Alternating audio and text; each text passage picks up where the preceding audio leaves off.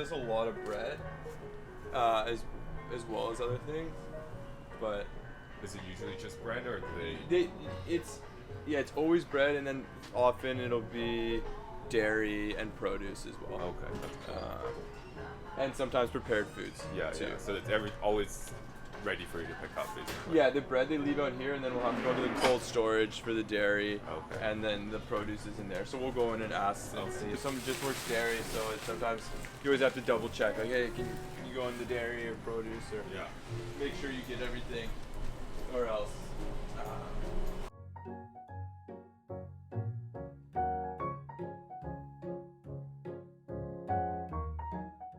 So do you have instances where like your entire cars would be packed? Yeah, a couple of times actually with Whole Foods. I had to do 2 runs. Really? Because I couldn't fit everything in. Yeah, occasionally they'll donate a lot of dairy, Yeah. a lot of produce. Bread's the most often donated item. Yeah. Therefore, it's the least desirable item because there's often too much. Whereas like dairy and produce, you could just go to one place and they'll probably take it all. Yeah. Bread, you have to break it into smaller amounts and go to a lot of different places. Oh, nice. You get these ones here, and they're like mandarin oranges, but they're giant. I've never heard of them. They're super cool. Right on. Can I have Joseph or Kim?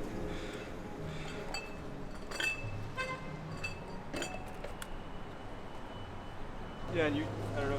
So there we got some mushrooms, oranges, pear, basil. So not so much produce from them. When did you start doing this?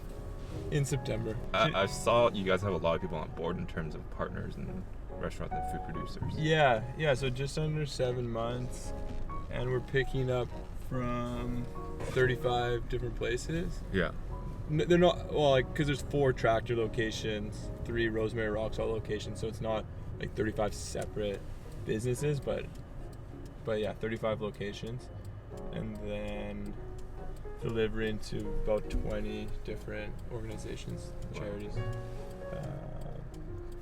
We deliver to about probably 8 or 9 very regularly. Yeah. 3 or 4 times a week, and getting a lot, and then another dozen is more like once a week. It just depends a lot on the capacity and whether some charities don't have cold storage or don't have meal programs, don't have kitchens, so different places only want bread or pastries or ready to eat meals, and other places can take mixed produce and dairy and they can store it. So like I said, like bread is the most often donated thing, so it's kind of the hardest to find a home for. There's a higher percentage of bakeries that donate than produce stores or supermarkets, for example. And why did you start doing this in the first place? What made you want to start this foundation? I saw the movie called Just Eat It.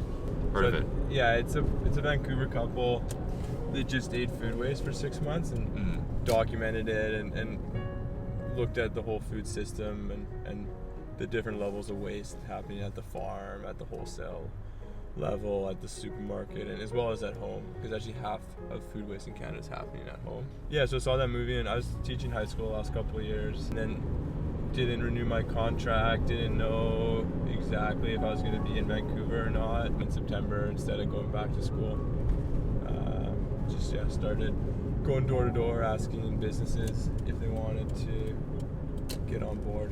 Started Instagram around Halloween, I think. Okay. Instagram is being to spread awareness, and I've found all the volunteers that have been really supportive and really helpful, they found me through Instagram, but no real businesses that are actually I guess a few small ones did find me through Instagram. Most of the businesses I had to go out and find, but there's this new small tempeh business that just did their first donation yesterday, for example, and so she did find me on Instagram. So how many drivers do you have now?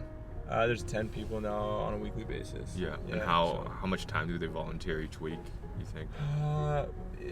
Everyone there's doing 1 day a week, except one guy's doing 3 days a week. So this one guy named Lowell, he's been, just amazing. He's helping me so much. So he probably spends 8 hours a week. So he spends a lot of time. It's been really amazing. And everyone else is just doing once a week. And I try to organize the stores to be kind of close to where they're living. Yeah. So probably an hour, 45 minutes to an hour and a half probably That's is not bad. what the other people are. And which cities? Just purely in Vancouver right now, or do you go into suburbs like Burnaby and Coquitlam and stuff No, like it's all been in Vancouver. that? Okay. We donate to one mosque in Burnaby every Friday. Yeah. And then occasionally we've donated to this Salvation Army House in Richmond. Mhm. Because I pick up from one farm in Delta, so when I come back, then I'll come back to Richmond and drop off. There's someone doing a very similar thing it's called Refood, and he's in Burnaby and New West. One thing on the food supplier side, I do want to start picking up, especially in the summer, from the Fraser Valley. Mhm. So going outside of Vancouver to farms to get food, but on the recipient side, just stay in Vancouver. So what's your biggest challenges so far? Yeah, finding stores to start donating. Yeah. Because it's still there's 30 places donating, like I said, but I've asked 100, so it's still a minority of stores that agree to donate. Mhm. Like on Main Street, there's a little grocery store called Delina Yeah. that they approached me and they're donating now, and Virtuous Pie is a vegan pizza place on Alami Tempe as well. Approached me, but those are all the quantities they're donating is smaller. They're smaller shops. Yeah. No, they're good. They're good shops. So what's your overall goal for this? What would you like to see happen? Like your biggest dream wish for this?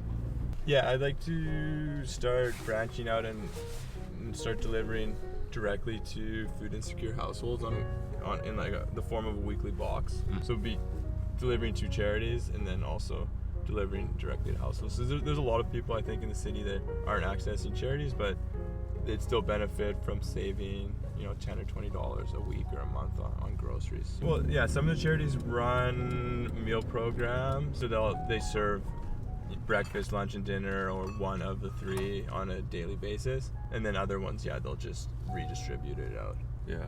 But the places that cook the meal programs, they're better able to use a lot of the stuff we get because you do have to process it. For example, the Kettle Society on Commercial and Venables, they serve lunch 7 days a week, and they have big cold storage and a chef and volunteers in the kitchen, so they're able to really be creative and use a lot of the products. Directions Youth also has a meal program. A lot of them have meal programs, and then we've started delivering to a lot of the subsidized government apartment buildings, and some of those, each individual unit has a kitchen. So what's your total weight now in terms of, I guess, the weight of the food that you guys have gathered? Yeah, about 75,000 pounds. 50% of the weight at that time was produce, 25% bread, and 10% dairy. Yeah. So its vast majority is fresh food, and the remaining percentage is split up between juice, prepared foods. We get frozen meat, a little bit of dried goods, but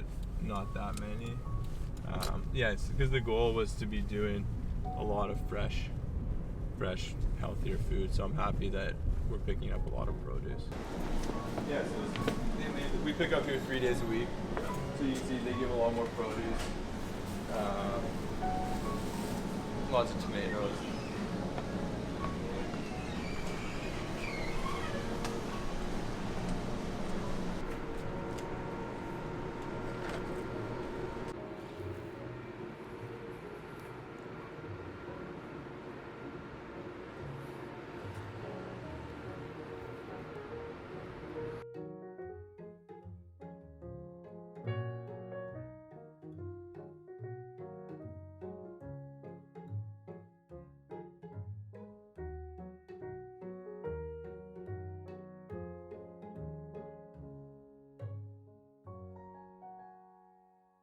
Yeah, the more people know about it, then it's easier to convince stores to want to donate because they'll see that it can help them, and there's other people doing it and stuff. So. Yeah, I think from a consumer standpoint, when you know that a company is giving back, you kind of want to spend more money there. Yeah, that's what I think. So I think eventually all the supermarkets will be donating, and people's attitudes are shifting, and food waste is becoming a more bigger topic, and more people are discovering how how much we do waste and wanting to start trying to reduce it. So